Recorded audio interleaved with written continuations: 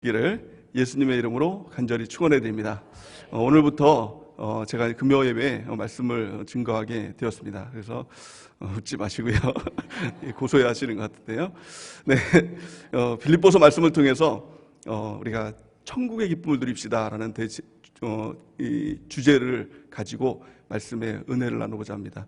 우리 가운데 기쁨은 너무나도 중요합니다. 올해 하나님께서 주신 말씀 그 자체가 여호와를 기뻐하라 그렇게 말씀하고 있지 않습니까? 우리 시편 37편 4절 말씀 우리 같이 한번 읽어보겠습니다. 시작. 또 여호와를 기뻐하라. 그가 내 마음의 소원을 내게 이루어 주시리로다. 아멘. 하나님은 우리가 기쁨을 갖는 것을 너무나도 원하고 있는 것입니다. 여호와를 기뻐하라. 그러면 너의 마음의 소원을 다 이루어 주겠다라고 말씀하고 있는 것이죠. 우리의 마음 가운데 우리가 신앙생활을 하면서 기쁨을 갖는 것, 이것은 하나의 옵션이 아닙니다. 가지면 좋고 기쁨이 없으면 할 수 없고, 이것이 아니라 반드시 가져야 되는 것입니다.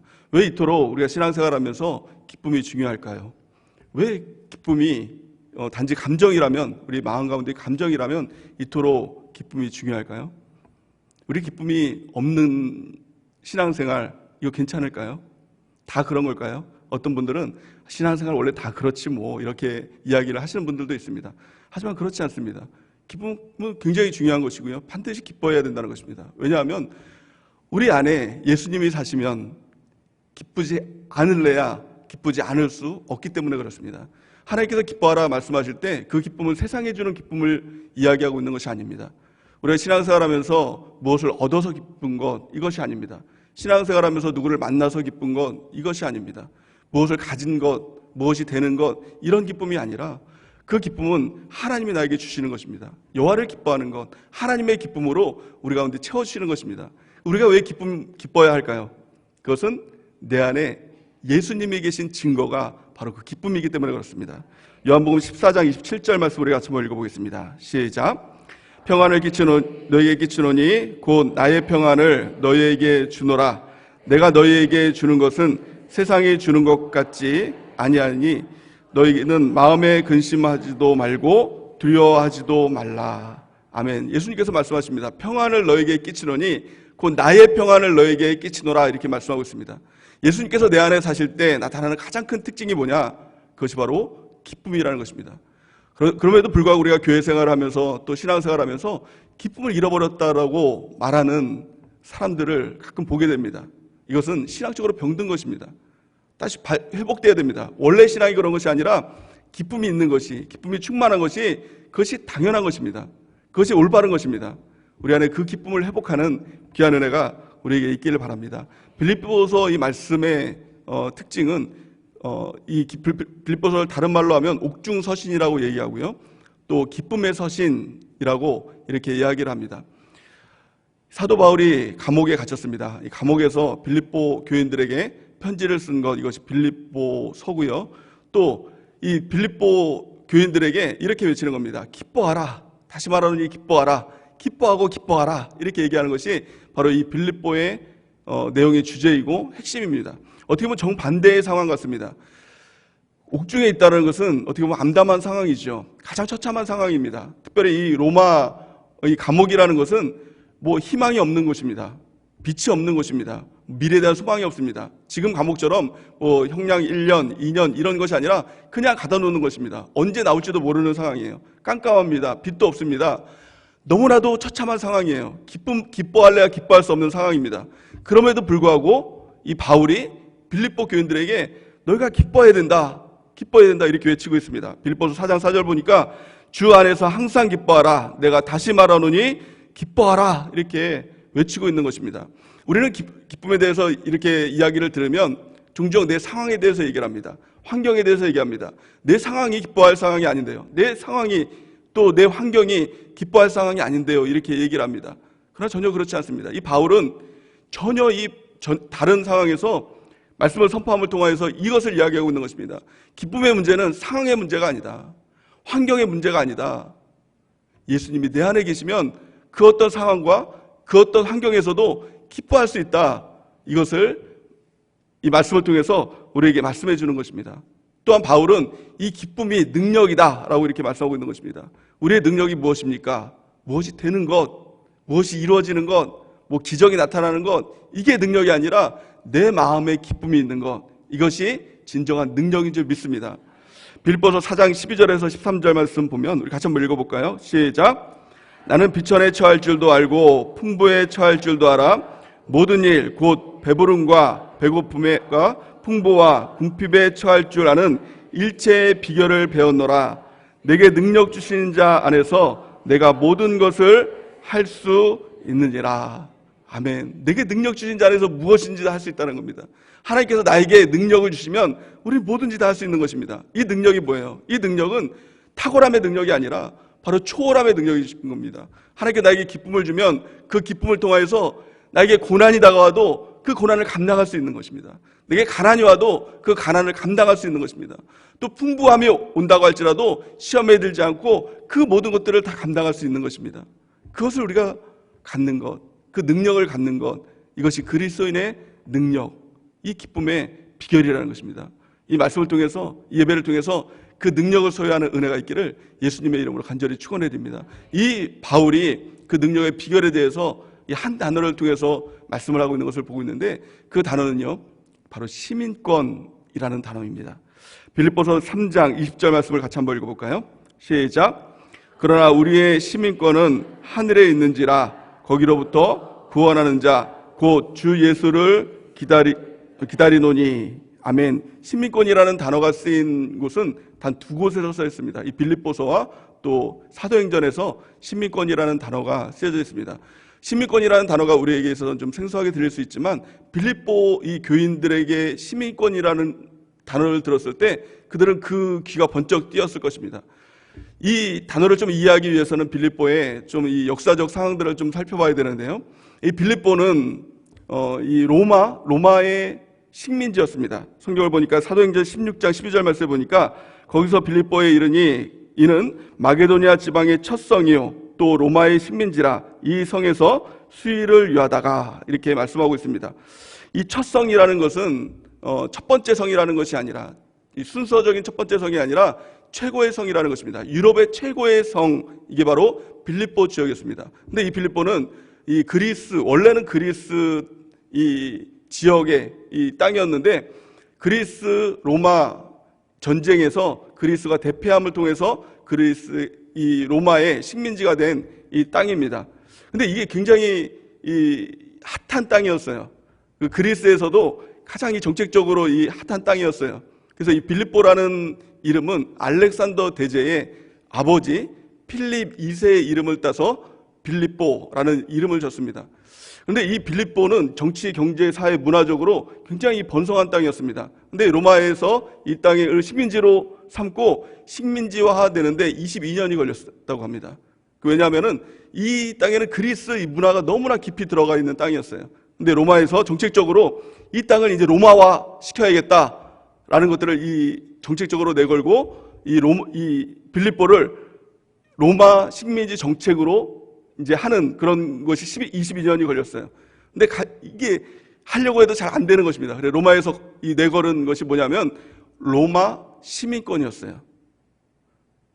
그래서 이 빌립보 사람들한테 정말 로마 시민이 되면 로마의 시민권을 주겠다라고 정책을 건 겁니다. 이걸 건 겁니다. 근데 로마 시민권이 단지 주민등록증 이런 차원을 떠나서 어떤 권력을 상징합니다. 우리가 사도행전에 보면은 이 천부장과 또 이 바울의 대화를 통해서 알 수가 있습니다. 사도행전 22장 27절 말씀에 보니까 천부장이 와서 바울에게 말하되 내가 로마 시민이나 로마 시민이냐 내게 말하라 이르되 그러하다. 천부장이 대답하되 나는 돈을 많이 들어 이 시민권을 얻었노라. 바울이 이르되 나는 나면서부터라 하니 신문하려던 사람들이 곧 그에게 물러가고 천부장도 그가 로마 시민인 줄 알고 또 그 결박한 것 때문에 두려워하니라. 이렇게 말씀하고 있어요. 이 사도 바울이 감옥에 이제 잡혀 들어갔어요. 근데 천부장이 그를 보면서 너 로마인이냐라고 했더니 로마인이다 이렇게 얘기했어요. 그랬더니 천부장이 벌벌 떠는 겁니다. 그래서 천부장은 이렇게 얘기합니다. 자기는 로마 시민권을 돈을 주고 샀는데 너는 태어나면서부터 이게 로마 시민권이라고 얘기하니까 두려워하는 겁니다. 이 로마 시민권은 이와 같은 권력을 가지고 있었던 겁니다. 어디를 가든지 내가 로마 시민권을 가지고 있었다라고 하면 함부로 하지 못하는 이게 바로 로마 시민권이었어요. 근데 이 로마에서 빌립보인들에게 로마 시민권을 내걸었습니다. 내가 너희들에게 로마 시민권을 주겠다. 그러니까 로마에 완전하게 귀속하라. 이렇게 영을 내린 겁니다. 그래서 이 빌립보인들에게 가장 큰 화두가 뭐였냐면 시민권이었어요. 로마 시민권이었어요. 로마 시민권만 따면, 이 자격만 따면 행복할 수 있다. 이 로마 시민권만 따면 이제 성공할 수 있다. 이런 마음을 가지고 있었다는 것입니다. 이런 빌립보인들에게, 이런 로마인들에게 이 바울이 이렇게 얘기하는 겁니다. 아까 읽었던 것처럼 빌립보 3장 20절 말씀 다시 한번 읽어볼까요? 시작. 그러나 우리의 시민권은 하늘에 있는지라 거기로부터 구원하는 자 곧 주 예수 그리스도를 기다리노니. 아멘. 무슨 말입니까? 이 빌립보인들에게 우리의 시민권은 이 땅에 있는 것이 아니라 하늘에 있다라는 것입니다. 우리 하늘의 시민권이 있다라는 것입니다. 이 땅에 소망을 두는 것이 아니라 하늘의 소망을 두고 살아갈 때 진정한 기쁨이 있다라는 것을 말씀하고 있는 것입니다. 우리도 마찬가지 아닙니까? 이 땅을 살아갈 때 어떤 자격과 요건을 갖기 위해서 이 땅을 살아갑니다. 우리의 시민권은 무엇입니까? 어떤 사람은 그 시민권이 돈인 사람이 있습니다. 돈만 있으면, 돈만 많이 벌면 이 땅에서 어떤 자격을 갖추고 살아갈 수 있다라고 믿고 열심히 돈을 벌려고 그렇게 인생을 살아갑니다. 어떤 사람은 자격증을 얻기 위해서, 또 어떤 사람은 어떤 가정의 행복을 위해서, 명예를 위해서, 어떤 관계를 위해서 이 땅을 살아갑니다. 근데 사도 바울은 그런 우리를 향해서 우리의 시민권은 이 땅에 있는 것이 아니라 하늘에 있다. 우리는 하늘의 시민권을 가진 사람들이다 라고 선포하고 있는 것입니다. 우리가 이 바울의 말씀을 듣는 은혜가 있길 바랍니다. 우리의 시민권은 이 땅에 있는 것이 아닙니다. 이 땅을 위해 살아가는 것이 아니라 천국을 위해 살아갈 때 진정한 기쁨이 우리 가운데 넘치게 될 줄을 믿습니다. 하늘의 시민권을 바라보며 살아가는 은혜가 있길 바랍니다. 이 땅을 바라보는 것이 아니라 하늘 바라보며 살아갈 때, 천국 바라보며 살아갈 때 진정한 기쁨으로 우리가 살아가게 될 줄을 믿습니다. 그렇다면 이 바울은 하늘의 시민권을 가진 자로서 이 땅을 어떻게 살아갔습니까? 두 가지로 좀 살펴보기 원합니다. 바울의 이 인사를 통해서 빌립보 지역에 있는 이 교인들에게 하는 인사를 통해서 우리가 두 가지로 좀 살펴보기 원합니다. 가장 첫 번째는 내가 누구인가 이것을 아는 것이 중요합니다. 하늘의 시민권을 가진 자로서 하나님과 나의 관계는 무엇인가, 나는 어떤 사람인가 이것을 아는 것이 매우 중요합니다. 빌립보서 1장 1절 말씀 보니까 사도 바울이 이렇게 이야기를 합니다. 그리스도 예수의 종 바울과 디모데는 이렇게 얘기합니다. 바울은 이렇게 얘기합니다. 자신을 향해서 나는 예수의 종이다 이렇게 얘기합니다. 여러분들은 누구입니까? 여러분들은 누구입니까? 라는 질문을 들을 때 아마 여러 가지 대답이 나올 겁니다. 나는 누구 엄마예요. 나는 뭐 어떤 회사의 사장이에요. 어떤 회사의 과장이에요. 이런 얘기도 할 것입니다. 또 어떤 사람은 나는 뭐 장로예요. 나는 뭐 집사예요. 뭐 이렇게 이야기하는 분들도 아마 있을 것입니다. 근데 사도 바울은 단 한 가지로 얘기합니다. 나는 예수의 종이다 이렇게 얘기합니다. 이 고백은 매우 중요합니다. 우리가 왜 이 땅을 살아가면서 많은 사람들이 그 기쁨을 잃어버렸을까요? 하나님께서 우리 가운데 이 땅을 지으면서 사람들에게 원하는 것이 기쁨이었음에도 불구하고 왜 많은 사람들이 기쁨을 잃어버렸을까요? 그 원인은 창세기 말씀으로 보면 우리가 이해할 수가 있습니다. 하나님께서 이 땅을 지으시고 또 사람과 아담과 하와를 만드시고 그 아담과 하와에게 살도록 한 땅이 어디였습니까? 에덴이라는 땅이었습니다. 그 뜻을 보면 기쁨의 동산, 기쁨의 땅이라는 뜻을 가지고 있었습니다. 하나님께서 우리 가운데 원하시는 것은 기쁨이에요. 기쁨의 땅에 살기를 원하는 것입니다. 그런데 마귀는요 그 꼴을 못 봤어요. 하나님께서 먹지 말라고 한 이 선악과 이것을 먹도록 이렇게 유혹을 하죠. 근데 그 유혹을 할 때 어떻게 유혹을 했죠? 창세기 3장 5절 우리 같이 한번 읽어볼까요? 시작. 너희가 그것을 먹는 날에는 너희 눈이 밝아져 하나님과 같이 되어 선악을 알 줄 하나님이 아심이니라. 아멘. 기쁨의 땅에서 살아가는 그 방법이 무엇이었죠? 그 법칙이 무엇이었냐면 하나님과의 관계였어요. 하나님께서 창조주가 되고 인간이 피조물이 될 때 그 땅의 기쁨이 유지가 됐어요. 하나님이 주인이 되고 사람이 종이 될 때 그 기쁨이 유지가 됐다는 것입니다. 근데 마귀는요 그것을 뒤바뀌어 버려요. 그 서열을 망가뜨려 버려요. 무엇을 통해서요? 불순종을 통해서. 마귀는 이렇게 얘기합니다. 너희가 그것을 먹는 날에는 너희가 하나님처럼 될 수 있다. 욕심을 심어줍니다. 하나님처럼 되면 어떻게 돼요? 나보고 우리 보고 주인 되라는 거 아닙니까? 그러니까 에덴 땅에서 하나님이 주인 되어야 되는데 나보고 주인 되라는 거예요. 근데 아담과 하와가 거기에 솔깃해가지고 결국에 그걸 먹어버리죠. 마귀의 말처럼 누가 주인이 됐습니까? 내가 주인이 됐어요. 내가 선악을 판결하는 거예요. 판단하는 거예요. 내가 주인이 되는 거예요. 하나님이 주인 되어야 기쁨이 유지가 되는데 내가 주인이 되고 나니까 가시와 엉겅퀴가 생겨났죠. 내가 열심히 땀을 흘려야 먹고 사는 하나님의 저주 가운데 에덴에서 쫓겨나는 그런 신세가 되었다는 것입니다.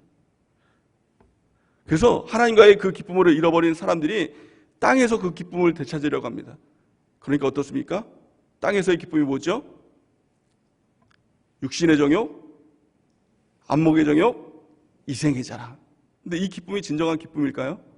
성경은 그렇게 말씀하고 있지 않아요. 이 기쁨은 가짜 기쁨인 것입니다. 요한일서 2장 16절 말씀 같이 한번 읽어보겠습니다. 시작. 이는 세상에 있는 모든 것이 육신의 정욕과 안목의 정욕과 이생의 자랑이니 다 아버지께로부터 온 것이 아니요 세상으로부터 온 것이니라. 아멘. 이것은 다 하나님께로부터 온 것이 아니라 세상으로부터 온 기쁨, 짝퉁 기쁨, 가짜 기쁨이라는 것입니다.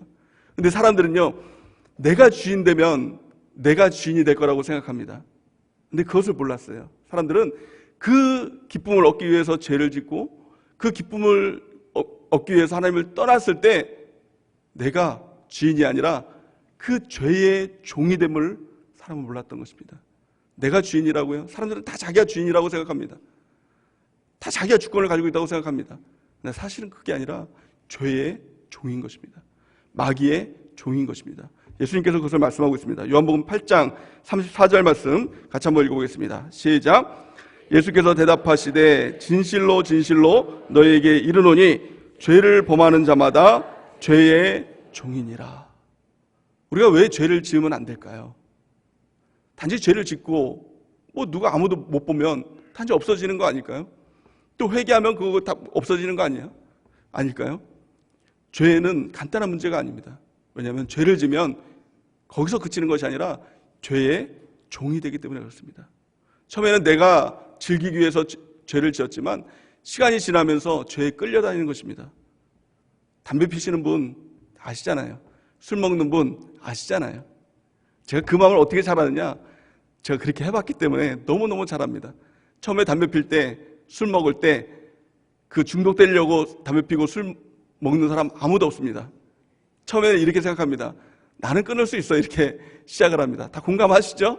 아닌 척하고 계시지 말고 처음에는 이렇게 나 한번 피고 끊을 수 있어. 한번 먹고 내가 싫으면 끊을 수 있어. 이런 생각을 가지고 다 시작을 합니다. 근데 결국엔 어떻습니까? 다 거기에 노예가 되거든요. 끊고 싶어도 끊지 못해요. 담배도 그렇고 또 술도 그렇고 못 끊어요. 이제 그 연말이 되지 않았습니까? 연말에 가장 큰 이제 담배 피고 그 술 먹는 사람의 소원이 있다면 아마 담배 끊는 거 이게 목표일 겁니다. 술 끊는 건 아마 이게 목표일 겁니다. 그럼에도 불구하고 안 돼요. 왜냐하면 거기에 종이 됐기 때문에. 모든 죄가 마찬가지입니다. 죄를 지면 죄의 종이 되는 것입니다. 내가 끊을 수가 없어요. 누가 끊어주셔야 됩니까? 주인 대신 주님이, 하나님이 그것을 끊어줘야 된다는 것입니다. 예수님께서 이 땅에 오신 이유와 목적이 무엇입니까? 그것은 종된 죄에서 우리를 끊어주기 위해서, 저주의 종된 우리가 그 가운데 끊어주기 위해서, 마귀의 종된 우리를 끊어주기 위해서 예수님이 이 땅에 오셨다라고 성경은 말씀하고 있는 것입니다. 갈라디아서 5장 1절 말씀 우리 같이 한번 읽어보겠습니다. 시작. 그러므로 굳건하게 서서 다시는 종의 멍에를 매지 말라. 아멘. 다시는 주님께서 우리 가운데 자유를 주시기 위해서 이 땅에 오셨어요. 십자가로 그 모든 저주를 끊어주셨습니다. 세상에 종된 우리의 그 관계를 다 끊어주셨습니다. 이제는 종의 멍에를 매는 것이 아니라 하나님이 나의 주인된 삶, 주님이 나의 주인된 삶, 이 삶을 살아가야 한다는 것입니다. 근데 문제는 우리가 예수님을 부를 때 주님이라고 부릅니다. 주여 주여 이렇게 부릅니다. 근데 하나님은요, 내가 주여 주여 하는 자마다 다 천국에 가는 것이 아니다라고 이렇게 얘기합니다. 하나님의 뜻대로 해야 천국에 간다라고 성경은 그렇게 말씀하고 있습니다. 우리는 주님을 향해서 주여 주여 이렇게 얘기합니다. 주님이라고 얘기합니다. 근데 어떤 사람은 그 뜻도 모르고 주님이라고 얘기합니다. 어떤 사람이 이렇게 얘기합니다. 예수님의 또 다른 이름이 주님이냐고 이렇게 물어보십니다. 또 어떤 사람은 예수님의 성이 주시냐고 이렇게 물어봅니다. 주 예수님, 예수님이 주시고 또 이름이 예수님 이렇게 아는 사람도 있습니다. 또 한 사람은 아니다, 예수님 성은 오시다 이렇게 얘기하는 사람도 있습니다. 오 예수님 이렇게 해서 우리 담임 목사님 성도 오시지만 오 예수님 이래서 예수님의 성이 오시다 이렇게 싸우는 것들을 볼 수가 있습니다. 근데 그런 것이 아니죠. 주님이라고 부르는 것이 뭐예요? 주인님 이렇게 부르는 겁니다. 내가 종이다 이것을 말씀하고 있는 것이 아닙니까?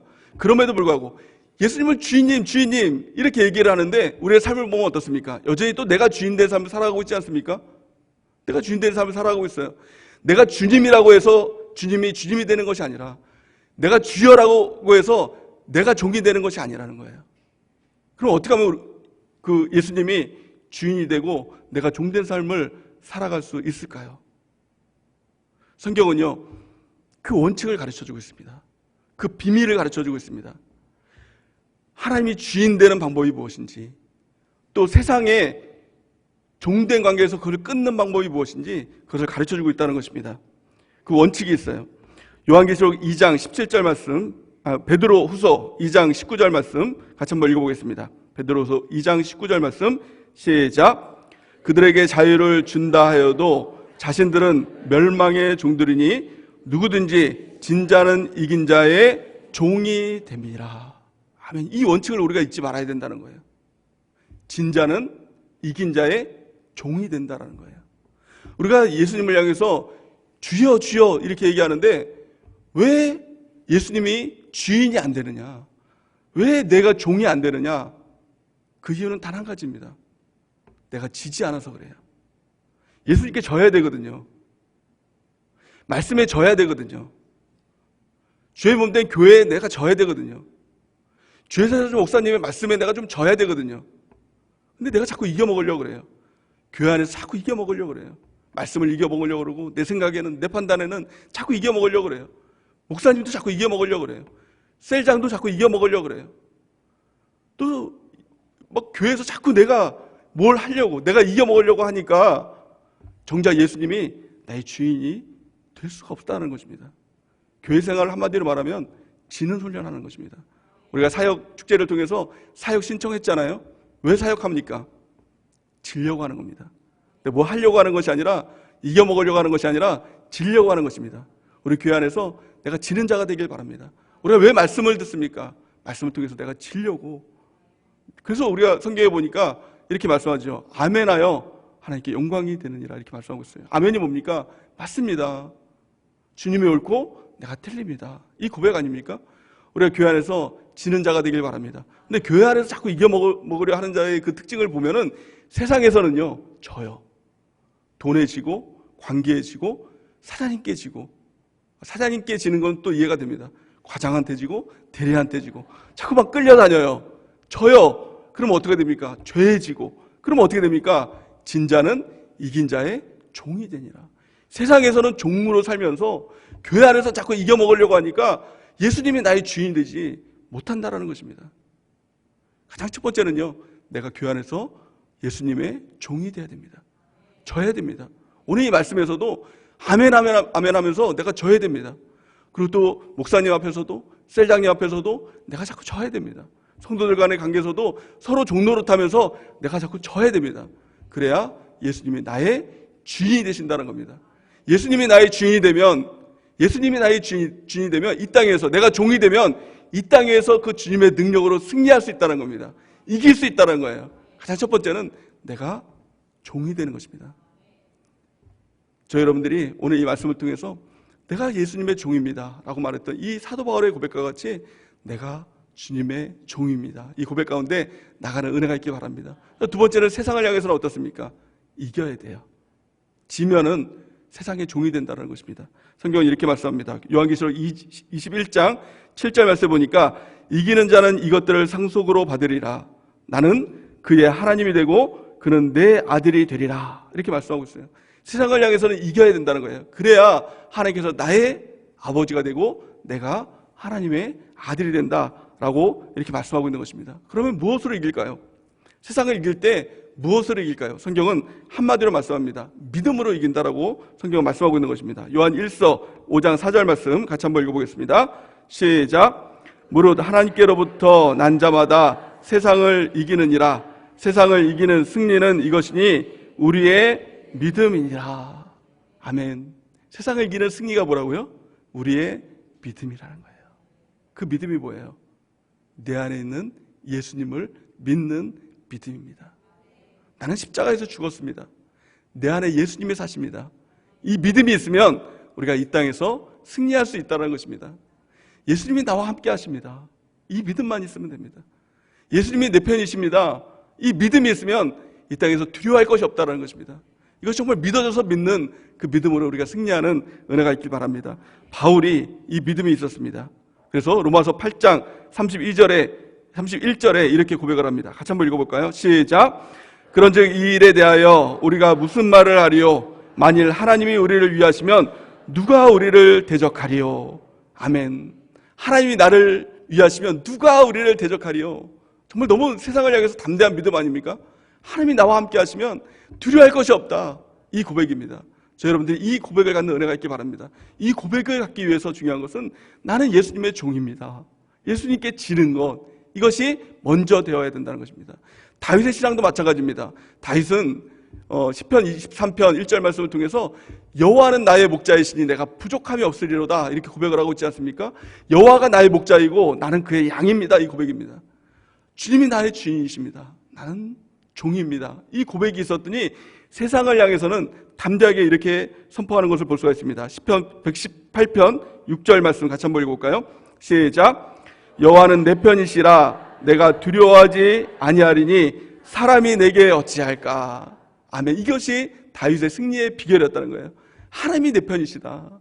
하나님이 나와 함께 하신다. 이 믿음이 있으니까 사람을 향해서 두려움이 없었다는 것입니다. 또 시편 27편 1절 같이 한번 읽어보겠습니다. 시작. 여호와는 나의 빛이요 나의 구원이시니 내가 누구를 두려워하리요. 여호와는 내 생명의 능력이시니 내가 누구를 무서워하리요. 아멘. 여호와가 나의 빛이 되시고 여호와가 나의 구원이 되시니 내가 누구를 두려워하리요. 이것이 승리의 원천이 되는 것입니다. 저 여러분들이 이 주님에 대한 믿음을 가지고 믿음으로 승리하는 주의 백성들의 은혜가 있기를 예수님의 이름으로 축원해야 됩니다. 또 시편 3편 6절 보니까 천만인이 나를 애워싸 진친다 하여도 나는 두려워하지 아니하리로다. 이 담대함으로 우리가 승리하는 은혜가 우리가 넘치기를 바랍니다. 두 번째, 우리가 어떻게 하면 하늘의 시민권자로서 이 땅을 살아갈 수 있을까요? 기쁨으로 살아갈 수 있을까요? 그것은 바로 은혜를 아는 것입니다. 은혜를 받는 것입니다. 오늘 본 말씀 빌립보서 1장 2절 말씀을 같이 한번 읽어보겠습니다. 시작. 하나님 우리 아버지와 주 예수 그리스도로부터 은혜와 평강이 너희에게 있을지어다.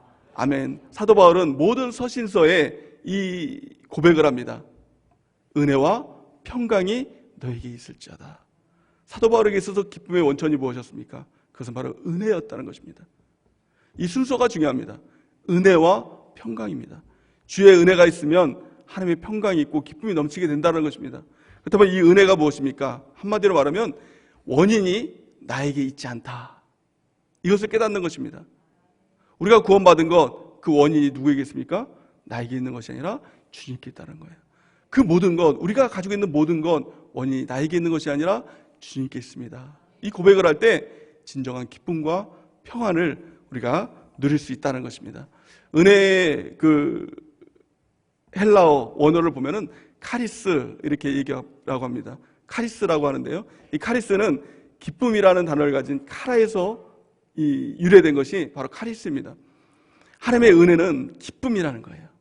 은혜를 받을 때 우리가 기쁨에 넘치는 그 은혜를 경험할 수 있게 된다는 것입니다. 오늘 주님의 은혜를 경험하는 귀한 축복이 있기를 바랍니다. 은혜 받아야 됩니다. 그 은혜는 뭐라고요? 원인이 나에게 있는 것이 아니라 주님께 있습니다. 이 고백입니다. 무엇을 하든지 주님께서 하십니다. 이것을 알면 우리 가운데 기쁨이 넘치게 된다는 것입니다. 언제부터 기쁨을 잃어버립니까? 나에게 뭔가 의가 있다고 생각할 때. 구원의 기쁨을 잃어버리는 것도 다른 이유가 아닙니다. 하나님께서 나를 구원해 주셨다. 주님께서 십자가로 인해서 내 죄를 끊어주셨다. 저주와 질병을 끊어주셨다. 이것을 믿으면 기쁨이 넘칩니다. 근데 구원을 이렇게 생각합니다. 나 같은 게 뭘 구원을, 나는 죄를 졌으니까 구원 받을 자격이 없어. 또한 내가 뭘 해야 구원을 받을 수 있을까? 자꾸 나로부터 무엇인가를 시작하면 구원에 대한 감격도 사라지는 것입니다. 오직 주님께서 십자가의 공로로 나를 구원해 주셨다. 그것을 믿음으로 우리가 구원의 기쁨을 다시 회복하게 될 줄을 믿습니다. 빌립보서 1장 6절 말씀을 같이 한번 읽어보겠습니다. 시작. 너희 안에서 착한 일을 시작하신 이가 그리스도 예수의 날까지 이루실 줄을 우리는 확신하노라. 아멘. 주님께서 시작하신 일인 것입니다. 우리가 봉사할 때도 때로는 봉사하면서 기쁨을 잃어버리는 분들이 있어요. 그 이유는 뭡니까? 자꾸 내가 뭘 하려고 합니다. 내 성경에 보니까 너희가 봉사할 때 성령으로 봉사하라 이렇게 말씀하고 있어요. 주님이 하는 겁니다. 봉사도 내가 하는 게 아니라 주님이 하시는 겁니다. 우리가 시간과 물질과 또 우리의 몸을 주님께 맡기는 것, 이것이 봉사 아닙니까? 주님이 하십니다 라는 것을 알 때, 그 은혜를 알 때 우리가 가운데 봉사할 때도 그 기쁨을 누리게 될 줄 믿습니다. 에베소서 2장 8절 말씀 같이 한번 읽어보겠습니다. 시작. 너희는 그 은혜에 의하여 믿음으로 말미암아 구원을 받았으니 이것은 너희에게서 난 것이 아니요 하나님의 선물이라. 아멘. 우리가 은혜에 의해서 구원을 받았습니다. 그래서 하나님의 선물입니다. 다 하나님께서 하시는 겁니다. 다 하나님께서 주신 것입니다. 이것을 우리가 깨닫는 귀한 축복이 있길 바랍니다. 우리가 하는 모든 것 내가 하는 게 아니라 주님께서 하시는 것입니다. 그 은혜를 받는 것, 이것보다 더 중요한 것은 없는 것입니다. 어떻게 하면 그 은혜를 누릴 수 있을까요?